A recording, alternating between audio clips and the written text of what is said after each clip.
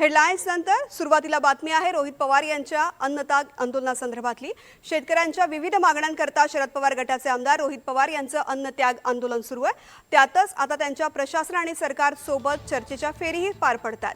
त्यांनी आज दिवसभरामध्ये 2 वेळा प्रशासनासोबत चर्चा केली आहे। त्यावेळी त्यांनी थेट कृषी मंत्री आणि सहकार मंत्र्यांशी फोनवरून चर्चा केली आहे। अतिरिक्त पोलीस अधीक्षक यांच्या फोनवरून रोहित पवारांनी कृषी मंत्री दत्तात्रय भरणे आणि सहकार मंत्र्यांशी चर्चा केली।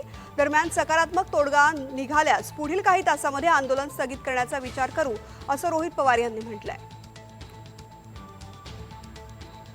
रोहित पवार यांनी ही चर्चा केलेली आहे। त्यांनी अन्नत्याग आंदोलन सुरू केलं आणि त्या पार्श्वभूमीवरती त्यांच्याशी सरकारकडून चर्चा केली जाते। त्यांनी कृषी मंत्री आणि सहकार मंत्र्यांबरोबर फोनवरून चर्चा केलेली आहे। जर तोडगा निघाला तर अन्नत्याग आंदोलन स्थगित करू अशी त्यांची भूमिका आहे। मात्र अद्यापही या चर्चा पूर्णत्वाला गेलेल्या नाहीत।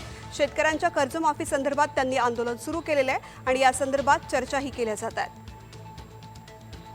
आमदार रोहित पवार हे प्रशासनासोबत पुन्हा एकदा चर्चा करणार आहेत। जोपर्यंत सरकार आम्ही ज्या अटी बोलत आहोत त्या जाचक आहेत, ज्याच्यामुळे शेतकऱ्याला मोठ्या प्रमाणात अन्याय होणार आहे आणि 48 लाख शेतकऱ्यांना अन्याय होणार आहे, त्या काढण्याची सकारात्मक भूमिका ओपन मीडियासोबत मंत्री कॅबिनेट मंत्री जोपर्यंत त्या ठिकाणी घेत नाहीत, घोषणा करत नाहीत, तोपर्यंत हे आंदोलन इथं तसंच चालू त्या ठिकाणी